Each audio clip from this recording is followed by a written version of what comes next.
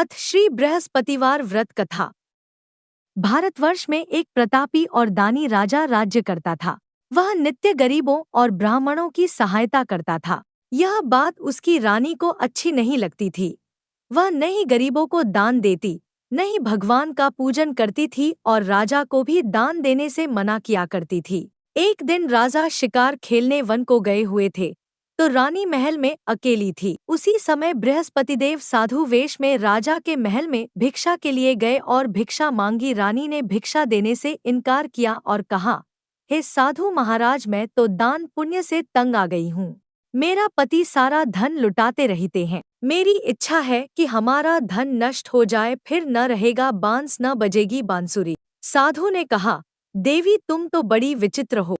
धन संतान तो सभी चाहते हैं, पुत्र और लक्ष्मी तो पापी के घर भी होने चाहिए। यदि तुम्हारे पास अधिक धन है तो भूखों को भोजन दो, प्यासों के लिए प्याऊ बनवाओ, मुसाफिरों के लिए धर्मशालाएं खुलवाओ। जो निर्धन अपनी कुंवारी कन्याओं का विवाह नहीं कर सकते उनका विवाह करा दो।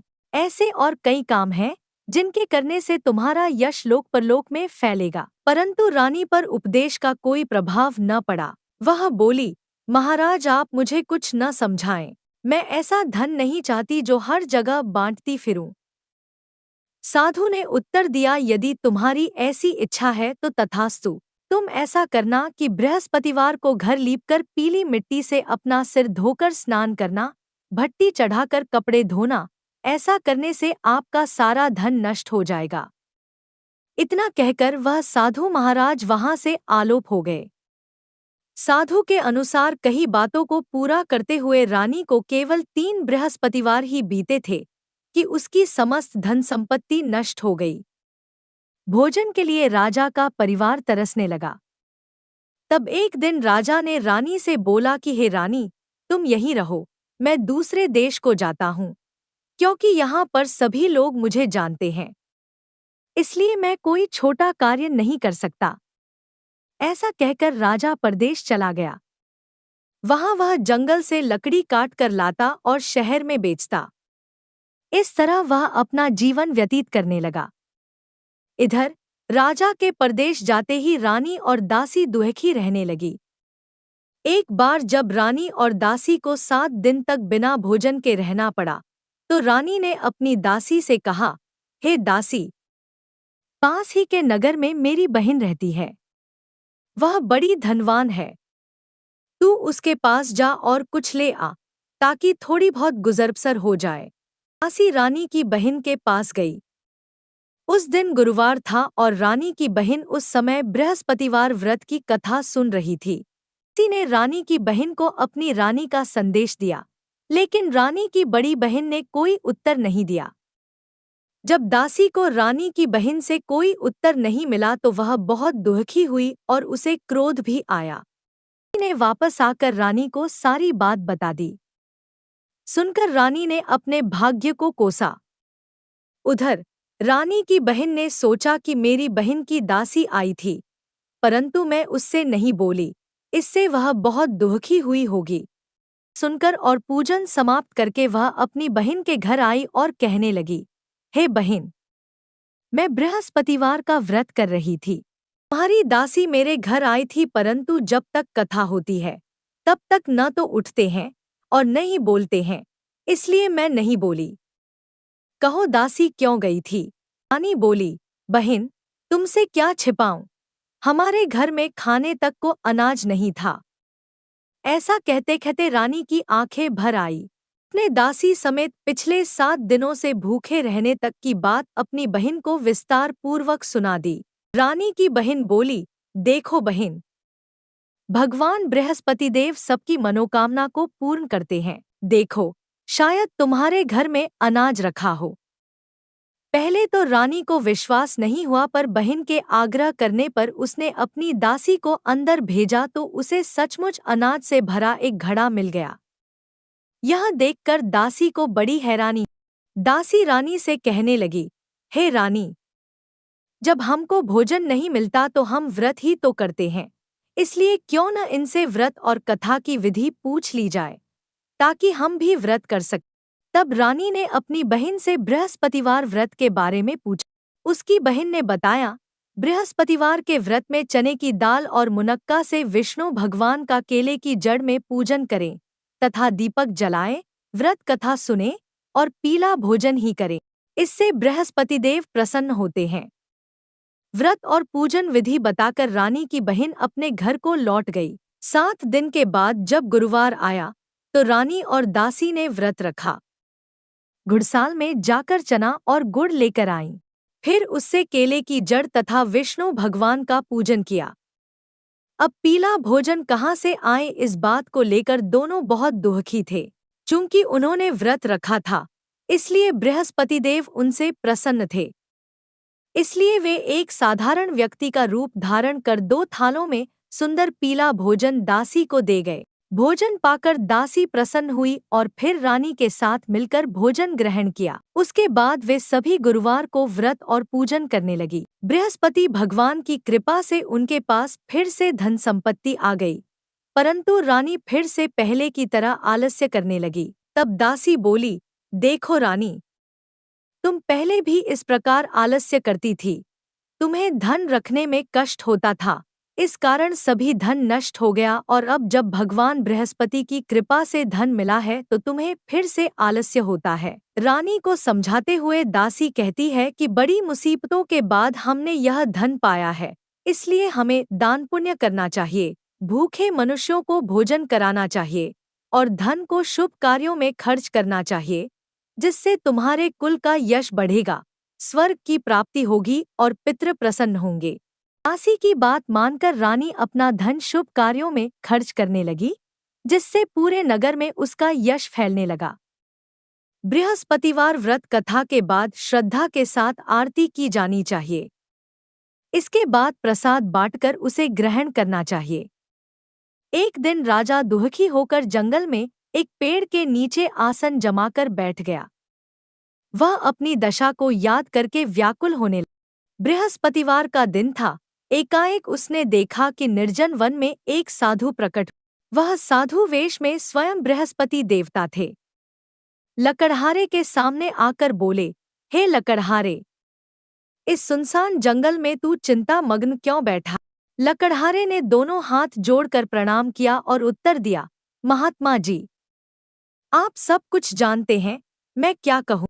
यह कहकर रोने लगा और साधु को अपनी आत्मकथा सुनाई।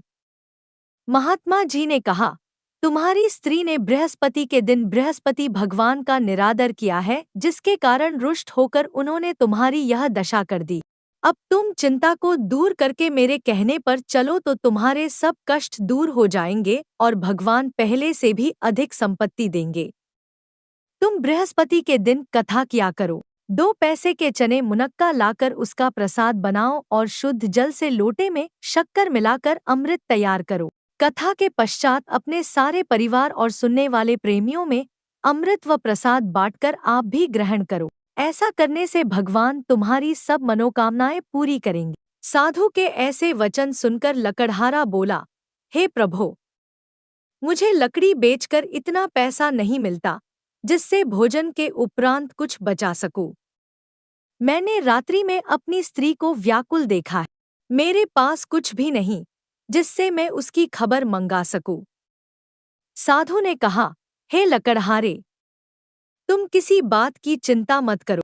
बृहस्पति के दिन तुम रोजाना की तरह लकड़ियां लेकर शहर को जाओ।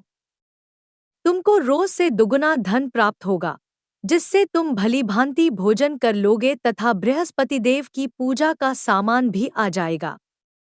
इतना कहकर साधु अंतर्ध्यान हो गए। धीरे धीरे समय व्यतीत होने पर फिर वही बृहस्पतिवार का दिन आया।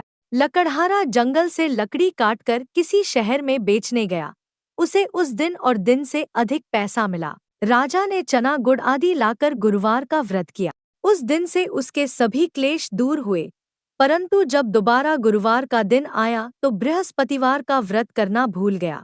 इस कारण बृहस्पति भगवान नाराज हो गए। उस दिन उस नगर के राजा ने विशाल यज्ञ का आयोजन किया तथा शहर में यह घोषणा करा दी कि कोई भी मनुष्य अपने घर में भोजन न बनावे, न आग जलावे, समस्त जनता मेरे यहाँ भोजन करने आवे।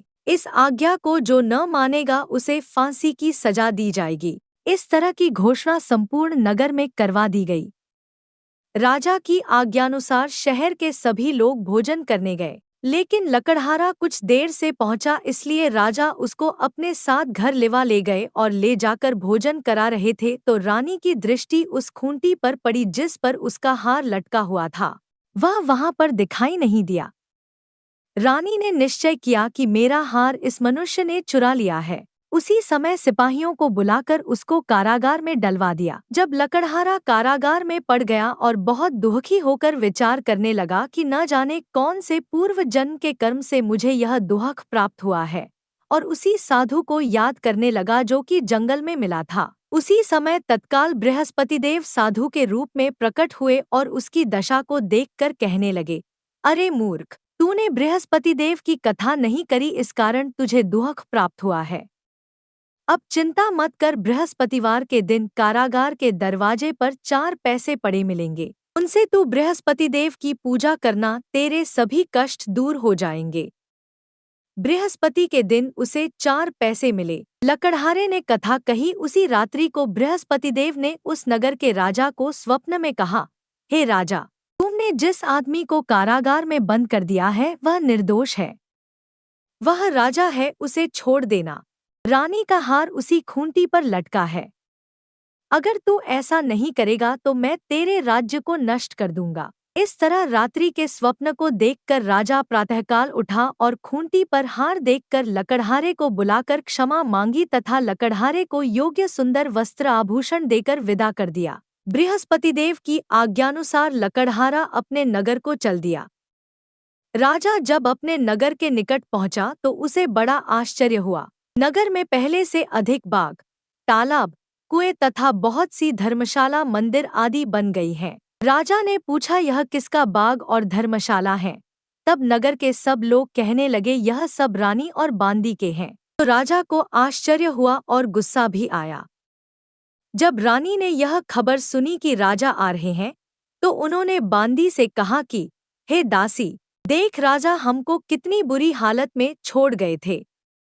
हमारी ऐसी हालत देखकर वह लौट न जाएं, इसलिए तू दरवाजे पर खड़ी हो जा।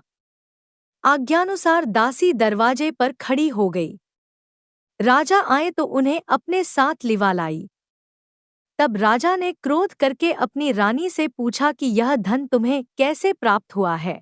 तब उन्होंने कहा, हमें यह सब धन बृहस्पतिदेव के इस व्रत के प्रभाव से प्राप्त हुआ है।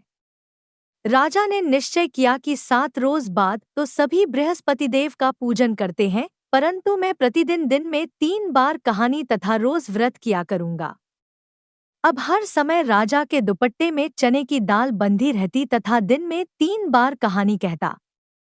एक रोज राजा ने विचार किया कि चलो अपनी बहन के यहाँ हो आवें। इस तरह निश्चय कर राजा घोड़े पर सवार हो अपनी बहन के यहाँ को चलने लगा। मार्ग में उसने देखा कि कुछ आदमी एक मुर्दे को लिए जा रहे हैं। उन्हें रोककर राजा कहने लगा, अरे भाइयों, मेरी बृहस्पतिदेव की कथा सुन लो। वे बोले, लो, हमारा तो आदमी मर गया है, इसको अपनी कथा की पड़ी है। परंतु कुछ आदमी बोले, अच्छा कहो, हम तुम्हारी कथा भी सुनेंगे। राजा ने दाल निकाली और जब कथा आधी हुई थी कि मुर्दा हिलने लग गया, और जब कथा समाप्त हो गई तो राम राम करके मनुष्य उठकर खड़ा हो गया। आगे मार्ग में उसे एक किसान खेत में हल चलाता मिला। राजा ने उसे देख और उससे बोले, अरे भैया, तुम मेरी बृहस्पतिवार की कथा सुन लो। किसान बोला, जब तक मैं तेरी कथा सुनूंगा तब तक 4 हरया जोत लूंगा। जा अपनी कथा किसी और को सुनाना। इस तरह राजा आगे चलने लगा। राजा के हटते ही बैल पछाड़ खाकर गिर गए तथा किसान के पेट में बड़ी जोर का दर्द होने लगा। उस समय उसकी माँ रोटी लेकर आई। उसने जब यह देखा तो अपने पुत्र से सब हाल पूछा और बेटे ने सभी हाल कह दिया तो बुढ़िया दौड़ी दौड़ी उस घुड़सवार के पास गई और उससे बोली कि मैं तेरी कथा सुनूंगी, तू अपनी कथा मेरे खेत पर चलकर ही कहना। राजा ने बुढ़िया के खेत पर जाकर कथा कही। जिसके सुनते ही वह बैल उठ खड़ हुए तथा किसान के पेट का दर्द भी बंद हो गया। राजा अपनी बहन के घर पहुंचा। बहन ने भाई की खूब मेहमानी की। दूसरे रोज प्रातःकाल राजा जगा तो वह देखने लगा कि सब लोग भोजन कर रहे हैं। राजा ने अपनी बहन से कहा, ऐसा कोई मनुष्य है जिसने भोजन नहीं किया हो, मेरी बृहस्पतिवार की कथा सुन ले। बहन बोली, हे भैया, यह देश ऐसा ही है कि पहले यहाँ लोग भोजन करते हैं, बाद में अन्य काम करते हैं। अगर कोई पड़ोस में हो तो देख आऊं। वह ऐसा कहकर देखने चली गई, परंतु उसे कोई ऐसा व्यक्ति नहीं मिला जिसने भोजन न किया हो। आता वह एक कुम्हार के घर गई जिसका लड़का बीमार था। उसे मालूम हुआ कि उनके यहाँ 3 रोज से किसी ने भोजन नहीं किया है। रानी ने अपने भाई की कथा सुनने के लिए कुम्हार से कहा, वह तैयार हो गया। राजा ने जाकर बृहस्पतिवार की कथा कही, जिसको सुनकर उसका लड़का ठीक हो गया। अब तो राजा की प्रशंसा होने लगी। एक रोज राजा ने अपनी बहन से कहा कि हे बहन, हम अपने घर को जाएंगे, तुम भी तैयार हो जाओ। राजा की बहन ने अपनी सास से कहा। सास ने कहा, हाँ चली जा, परंतु अपने लड़कों को मत ले जाना, क्योंकि तेरे भाई के कोई औलाद नहीं है। बहन ने अपने भैया से कहा, हे भैया, मैं तो चलूंगी पर कोई बालक नहीं जाएगा। राजा बोला, जब कोई बालक नहीं चलेगा तब तुम ही क्या करोगी। बड़े दुखी मन से राजा अपने नगर को लौट आया। राजा ने अपनी रानी से कहा, हम निर्वंशी हैं, हमारा मुंह देखने का धर्म नहीं है और कुछ भोजन आदि नहीं किया। रानी बोली, हे प्रभो, बृहस्पतिदेव ने हमें सब कुछ दिया है, वह हमें औलाद अवश्य देंगे। उसी रात को बृहस्पतिदेव ने राजा से स्वप्न में कहा, हे राजा उठ, सभी सोच त्याग दे, तेरी रानी गर्भ से है। राजा की यह बात सुनकर बड़ी खुशी हुई। 9वें महीने में उसके गर्भ से एक सुंदर पुत्र पैदा हुआ। तब राजा बोला, हे रानी, बिना भोजन के रह सकती है, पर बिना कहे नहीं रह सकती। मेरी बहन आवे, तुम उससे कुछ कहना मत। रानी ने सुनकर हाँ कर दिया। राजा की बहन ने यह शुभ समाचार सुना तो वह बहुत खुश हुई तथा बधाई लेकर अपने भाई के यहाँ आई। तभी रानी ने कहा, घोड़ा चढ़कर तो नहीं आई, गधा चढ़ी आई। राजा की बहन बोली, भाभी, मैं इस प्रकार न कहती तो तुम्हें औलाद कैसे मिलती। बृहस्पतिदेव ऐसे ही हैं, जैसी जिसके मन में कामनाएं हैं सभी को पूर्ण करते हैं। जो सद्भावनापूर्वक बृहस्पतिवार का व्रत करता है एवं कथा पढ़ता है अथवा सुनता है, दूसरों को सुनाता है, बृहस्पतिदेव उसकी सभी मनोकामना पूर्ण करते हैं। भगवान बृहस्पतिदेव उसकी सदैव रक्षा करते हैं। संसार में जो मनुष्य सद्भावना से भगवान जी का पूजन व्रत सच्चे हृदय से करते हैं तो उनकी सभी मनोकामनाएं पूर्ण करते हैं। जैसी सच्ची भावना से रानी और राजा ने उनकी कथा का गुणगान किया तो उनकी सभी इच्छाएं बृहस्पतिदेव जी ने पूर्ण की थी। इसलिए पूर्ण कथा सुनने के बाद प्रसाद लेकर जाना चाहिए। हृदय से उसका मनन करते हुए जयकारा बोलना चाहिए। बोलो बृहस्पतिदेव की जय, भगवान विष्णु की जय।